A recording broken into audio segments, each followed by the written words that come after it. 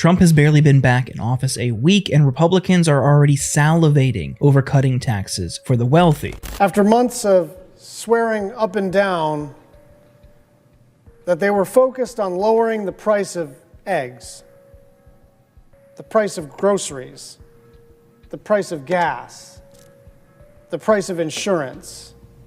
That was what the last election was about, right? It was about inflation. It was about the amount that people were paying. That's what the last election was about.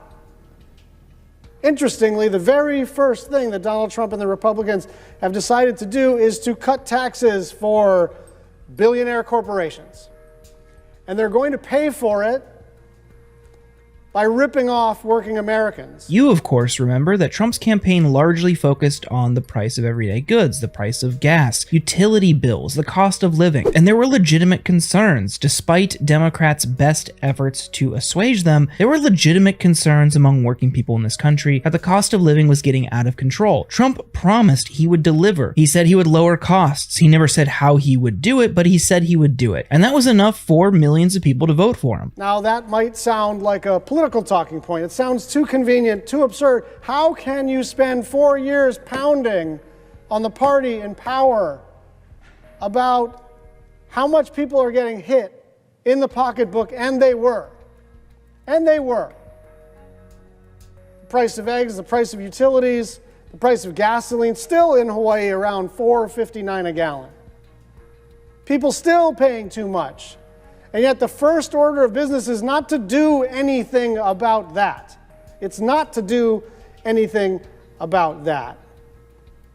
It is to cut taxes for the wealthiest international corporations in human history. Now, Trump is back in office, and Republicans are saying their number one priority for this legislative session is to make the corporate tax cuts from Trump's first term permanent. How does that help address the cost of living? How does that help lower prices? And Republicans will of course say, oh, well, those savings trickle down. Since the inception of trickle-down economics, that money has never trickled down. Why would that happen now? Corporations will of course use those savings from their tax cuts to do stock buybacks, further enrich their shareholders. We've seen it time and time again. Why are people expecting different results? But there is no way to enact $2 trillion, $2 trillion, a T, worth of cuts in Medicare and Medicaid without hundreds of thousands of people, senior citizens and poor kids,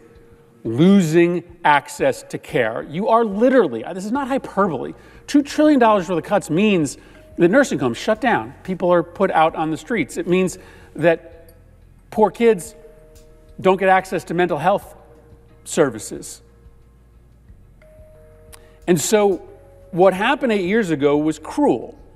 A tax cut put on the American public's credit card, 80% of the benefits going to the very, very richest, none of it trickling down.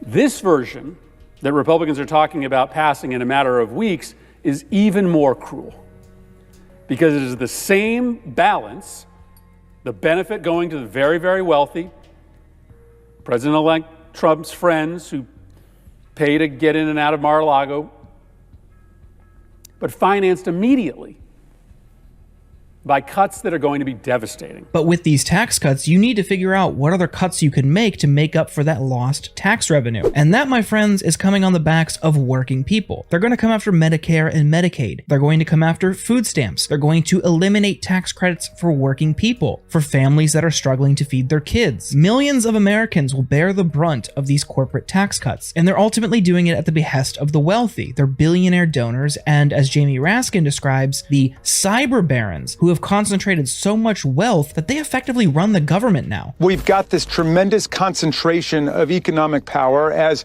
we've had before in our history, although it's much worse now, like with the railroads or the steel corporations.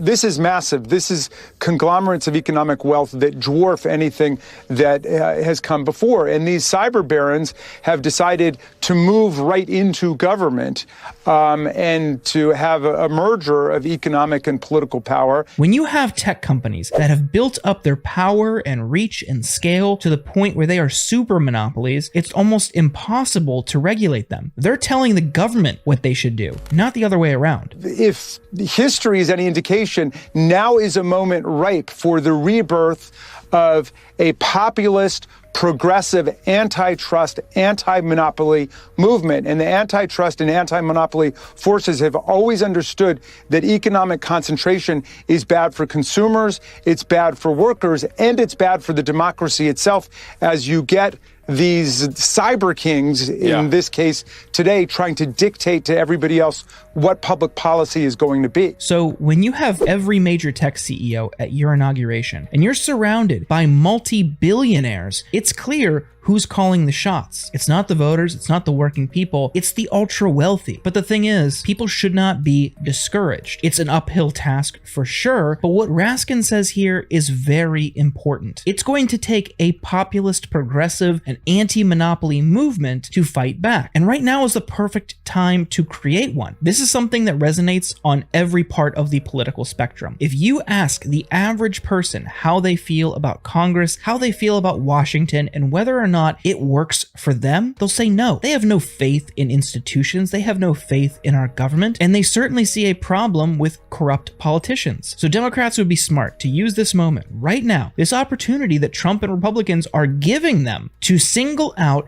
the ultra wealthy and the billionaire class as the root of the problems in our society, the cause for this economic suffering. If done well and implemented effectively, this strategy could lead to long-term Democratic wins, but that would require them to take on some of their own donors. The question remains, will they? What do you think? Will they do it? Leave a response in the comments below.